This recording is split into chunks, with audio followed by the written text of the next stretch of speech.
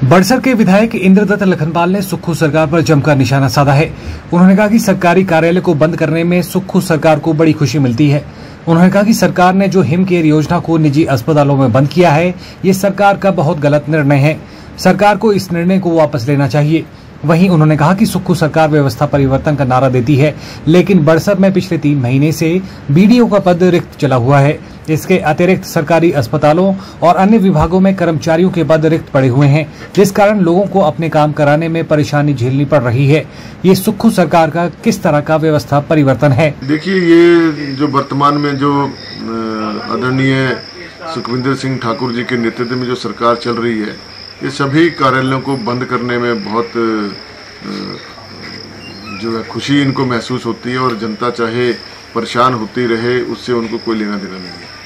मैं तो इतना कहना चाहूँगा कि हिम केयर जैसी एक अभूतपूर्व जो योजना जयराम सरकार जी के समय में जयराम जी ने चलाई थी, इसको दोबारा से निजी हॉस्पिटल्स में भी बहाल करना चाहिए। क्योंकि हमारा जो सार्वजनिक जो हमारे हॉस्पिटल है, चाहे वो हमारा CSC है, चाहे हमारा सिविल हॉस्पिटल है, चाहे PSC है, चाहे हमारा मेडिकल कॉलेज है, वो यहाँ पर अभी तक सुविधाएं ही नहीं है। अब किसी को हमारे यहाँ पर बड़सर विधानसभा में एक हार्ट का हॉस्पिटल है, सिटी हार्ट हॉस्पिटल, जहाँ पर तमाम जो यहाँ पे आज पूरे जिला हमीरपुर के लोग यहाँ पे आते हैं और अपने दिल के जो रोग हैं उसका इलाज करवाते हैं।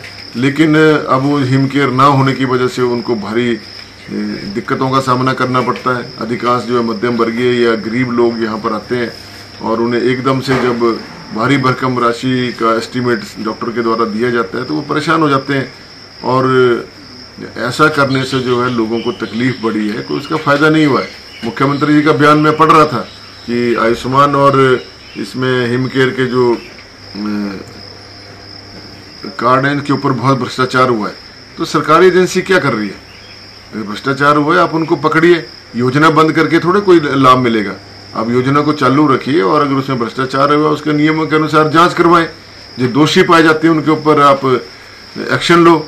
लेकिन इस तरह से जो है एकदम से आम जनता से जुड़ी हुई सुविधाओं को छीन लेना, ये कहाँ से पड़ा है? कर्मचारियों का, खासकर जो हमारा BDO का ऑफिस है, वहाँ BDO ही नहीं है, SBPO नहीं है, पंचायत इंस्पेक्टर नहीं है, सुपरिटेंडेंट नहीं है, तो कैसे काम चलेगा? आज हमारे जितने भी पंचायती राज विभाग के जितने भी काम हैं वो सारे पेंडिंग पड़े हुए हैं, और कई लैप्स हो गए हैं, जिसकी वजह से आम जनता में बहुत परेशानी का सामना करना पड़ रहा है।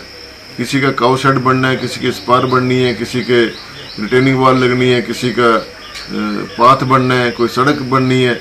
कहाँ से होगा जब ये सारा आपके पास BDO ही नहीं है, ना आपके पास पंचायत इंस्पेक्टर है, ना आपके पास सुपरिटेंडेंट है, ना आपके पास SBPO।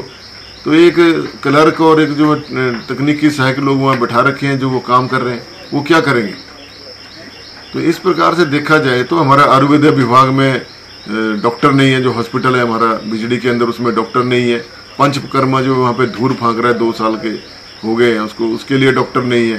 पंचकर्मा का बहुत लाभ जो लोगों को प्राइवेट सेक्टर में जाके लेना पड़ता है। यदि हमारे बिजली में पंचकर्मा का डॉक्टर मिल जाए, वहाँ पे चालू हो जाए, तो लोगों को लाभ मिलेगा। लेकिन सरकार इसकी तरफ ध्यान ही नहीं दे रही है।